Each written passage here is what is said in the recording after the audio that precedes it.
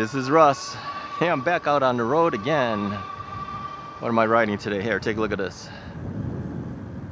Yeah, Seafoam Green. Is that called Seafoam Green? I think it's called Seafoam Green. I can't remember half the time. Yeah, the green bike. What is this? This is the Engwe L20 2.0. Yeah, the L20 2.0. It's kind of an interesting bike. It is definitely one of the least expensive bikes I've ever reviewed. Yeah, I'll put a link at the end of the video and also in the description of the video if you want to see the actual review of the bike. So I decided I should take this out again. And this is after a rain. Last night it rained like crazy, man, like crazy. Thunder and lightning, downpouring really hard. I mean, we really need the rain anyway. It's been so hot lately. Yeah, so I was gonna come out earlier in the morning. What time is it now? It's almost 9 o'clock in the morning, and I was gonna come out earlier, but it was still kind of wet on the pavement, and I said, nah, I don't want to get the bike all wet. I mean, I have fenders and everything, but still, I don't want to get it wet any more than I need to. So I waited until now and take it out again. So let's pedal for a while here. Now this bike will do 28 miles per hour pedal assisted. I'm on pedal assist level 4 right now. I'm barely moving my legs. Really, I'm not kidding. I'm barely moving. I'm just kind of, here, I'll show you real quick here. This is the speed I'm doing for the pedaling, and there's no effort in it. I'm doing 20.7 miles an hour right now. So yeah, you don't need a whole lot of effort to ride this bike. If you want to pedal it hard, yeah, just lower your pedal assist level. Lower it a little bit more, and then you can pedal it if you want. Of course, you're going to get some ghost pedaling with this bike. Ghost pedaling is where you're pedaling and you don't feel like you're really helping the bike any. I mean, the bike is moving and it's going faster than you can pedal. That will happen with this bike. But again, this is a bike that is $999 on sale for $799. So it's really hard to beat what this bike is capable of doing for the money. It's not perfect. Yeah, I'm sure Engwe knows it too. They got better models. I mean, when companies make inexpensive models, they got better models. They know that their inexpensive models are not the best bikes in comparison to their better ones, right? Yeah, nobody's afraid to say that. So, yeah, it's not the best model, but I'm telling you, the thing will do 28 miles an hour if you pedal it. Yeah, maybe we'll open up a little bit once we get past the stop sign up ahead.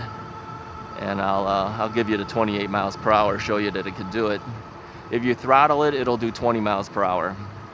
And like I said in the other reviews, that seems to be pretty normal now. A lot of companies are beginning to do it that way.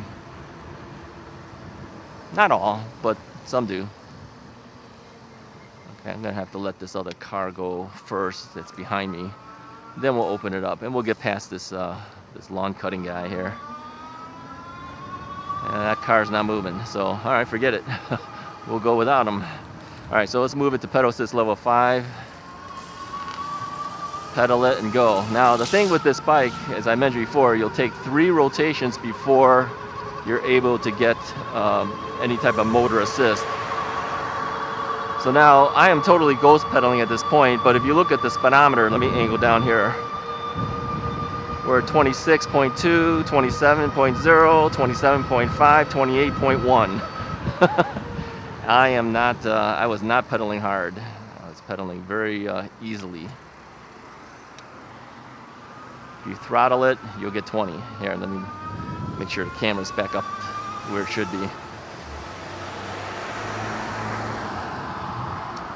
Now, some people have asked me before, how come the angle is different from bike to bike when you're showing it on video?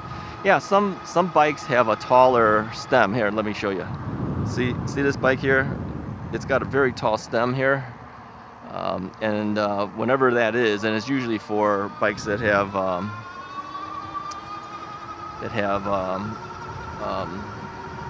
folding ability, they usually have that tall stem there. You could even make this taller if you wanted to. There's a separate thing here. I could raise it even higher. That's why the handlebars sometimes are more visible in some videos than in others. In other bikes, you know, the angle of where your arms go is lower, so you're not going to notice it as much. So that's the reason why. Now, the only alternative is raise the camera higher on your chest. Yeah, I could do that, but it's pretty high already. I'd have to be up to my neck level if I was going to do certain other bikes. So nah, I'm not going to do that. So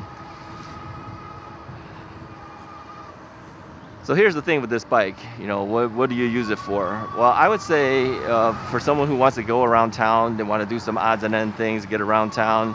They're not going super long distances because the battery is not the largest battery in the world, but it's enough to get you around.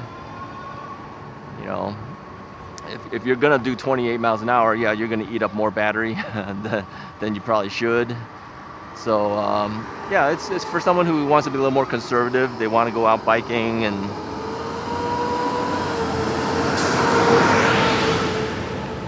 wait for all the noisy traffic to go by. Yeah, they want to go out biking. They want to get a little bit of exercise. You know, they just want to see the town. Yeah, that's what I usually do. You know, I just ride around the neighborhoods, see what's happening. It's not like I'm gonna go anyplace far or anything like that. That's the kind of guy that would be best suited for this kind of bike. But if you do need more range, then of course get a bike that has a bigger battery, and it's gonna weigh more. It's gonna cost more. Yeah. No, I like this bike. This is kind of nice because it's inexpensive, relatively speaking. You know. And you know, the things that I added to it, I added the side view mirror like I always do, which I of course will take off if I sell this bike off, like all the other bikes. I always take all the accessories that I put on, I take them all off. I have the thumb throttle, 3D printed thumb throttle attachment. I usually will take all that stuff off. I didn't change anything else on the bike. Everything is still stock on here. You can add a bottle cage here. Oh, I didn't get to wave to the cops because I didn't get to see him. So he's going in the same direction. So no, you could add a water bottle cage on here. It does not get in your way. Some water bottle cages on step-through bikes, you know, you put it in the area, it just gets in the way of the step-through. This is not so bad. This is a fairly wide opening for the step-through area. I'll show you in a minute here. Let me make this turn. Let's turn right over here.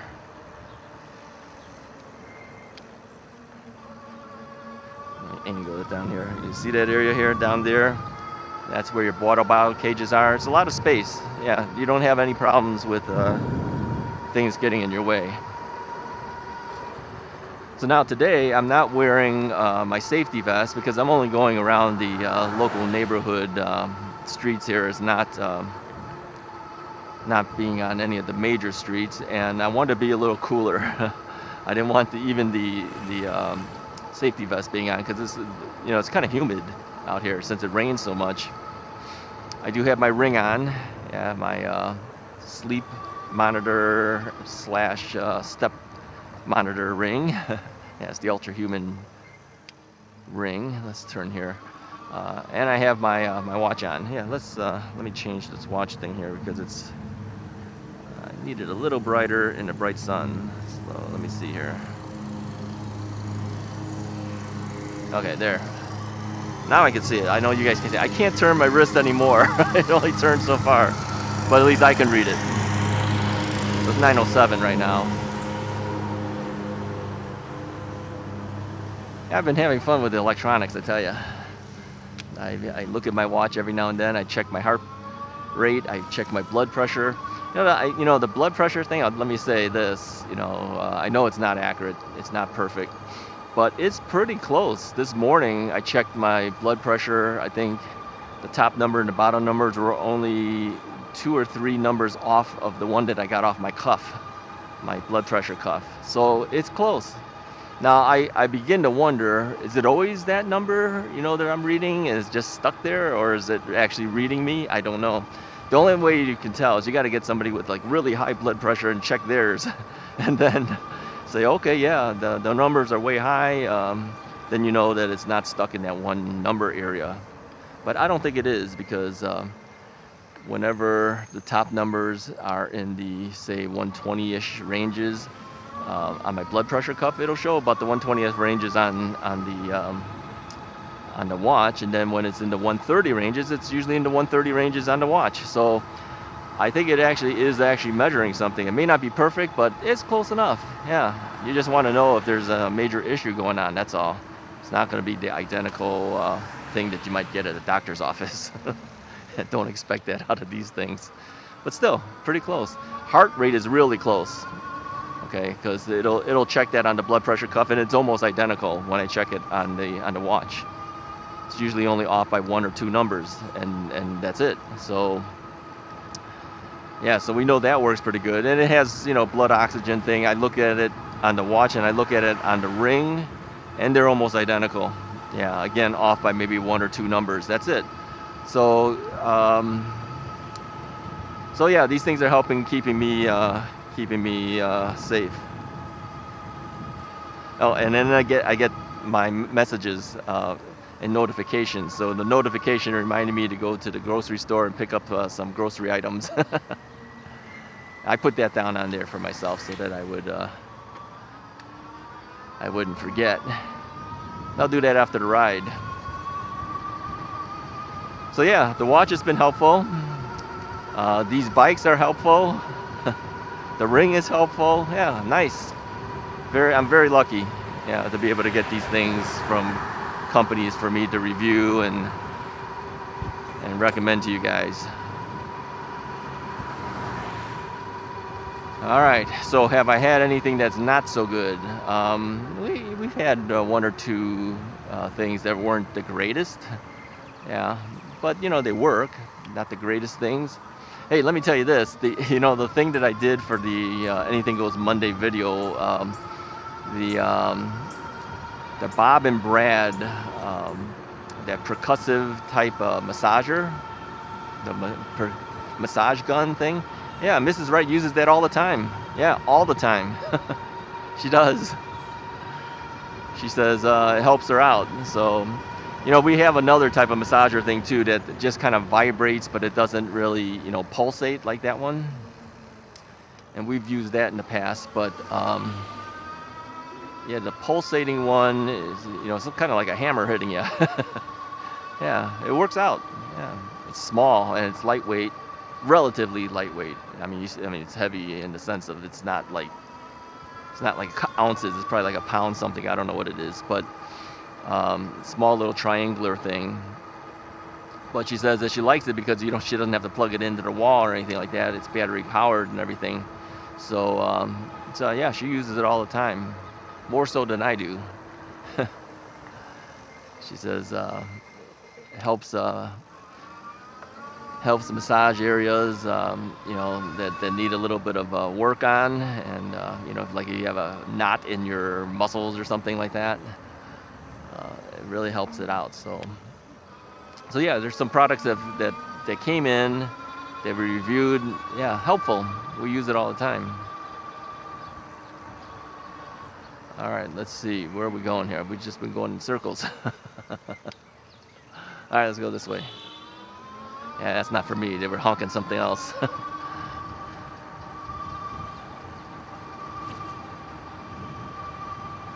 So, what else is new for an Anything Goes Monday video? Trying to think. I don't think there's a whole lot new. Yeah, not really a whole lot new. I've been keeping myself busy. You know, between the review bikes and just getting out in general. Oh, I did a very long ride for you guys, which will be coming up soon. So you'll see that in a future video coming up. Yeah, it's an interesting one. You'll want to watch that one. It's long, I'll tell you that. It's very, very long. But if you watch the whole thing, you know, then we know you're a dedicated Russ is Right viewer. Yep. That's coming up. Be sure you watch that one. So you might be wondering, where did you go, Russ? Well, let me give you a hint. It was 62 miles round trip. Yeah, 62 miles round trip. We took the magicycle Deer 26. Yeah, the big bike, big heavy bike. And yep, we took batteries with us, extra batteries. Needed it too. So make sure you watch that one when it comes up. All right, so what about this bike? What about this bike? This bike is actually doing pretty good. I will say this, and I mentioned this before, that this is a mechanical disc brake bike, so which means you're gonna have to use both brakes to stop. You can't rely on just like the rear brakes stopping you. I mean, it'll slow you down pretty good, but it's not gonna stop you. You're gonna need to have both brakes running at the same time if you want to stop the bike. Front brakes seem to work better than the rear brakes. And we get a little bit of brake squeal too, which is pretty typical of a lot of bikes. Nothing to worry about. Just a little bit of squeal that you need to be aware of. Some bikes will have it, some bikes won't. Some have said, take some sandpaper and scratch up the rotor. I don't know if I want to scratch it up. Maybe something like steel wool would be a better choice. They say sometimes the brake rotors will glaze over a little bit, and so when the brake pads hit it, it just squeals.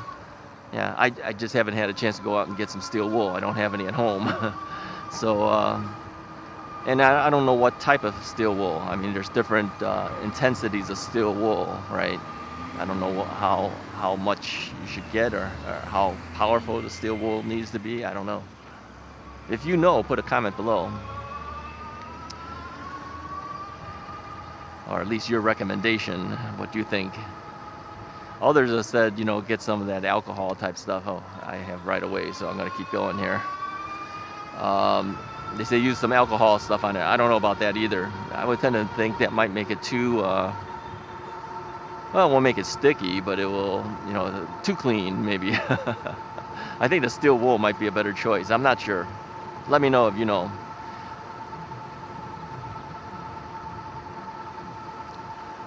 All right. Yeah, bike's doing pretty good. I'm only down 1 bar on the battery, in the battery meter. The battery was fully charged before I took the bike out. So I've ridden, 19.1 miles on this bike so far. Yeah, it's been a fun bike. I don't think I have too much to complain about it, other than like I said, it takes about 3 rotations to start the motor running. Brakes are not the greatest in the world, but it does stop you. And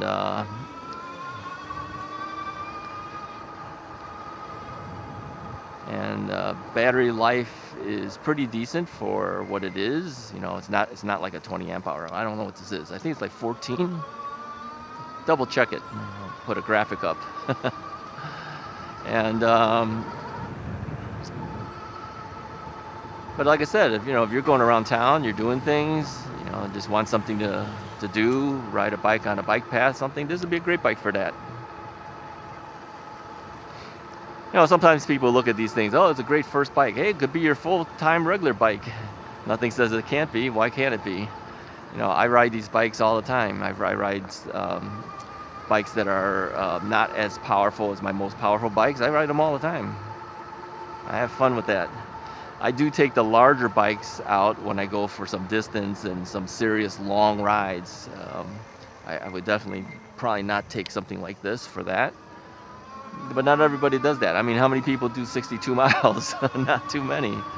I don't do it that often either. I mean, people have asked in the past, how many miles do you typically ride on a given bike ride? I would say, unless I'm just like doing the neighborhood stuff like I'm doing right now, which is usually then fairly short, I would say if I was going out a little bit, my average ride is probably 20 at least 20 miles distance, back and forth, right? I mean, it sounds like a lot, but it really isn't if you think about it. I mean, that's only 10 miles in one direction, 10 miles the other direction. So it's not that far.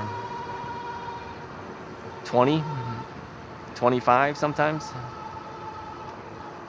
So really, I kind of like having batteries that will last me at least that long for that kind of ride. Yeah, you purchase your bikes according to how you're planning to use it, right? If you're going to go a distance, then yeah, maybe you might be looking at something that has like a 20 amp hour battery, or some of the new bikes, they have dual batteries, right? Those are kind of neat. It's going to cost you more money. Neat. Who says neat? I still say neat. Can't believe it. Those are kind of cool. I think you could say the word cool more so than you can say the word neat. People still say cool. Kids still say cool too.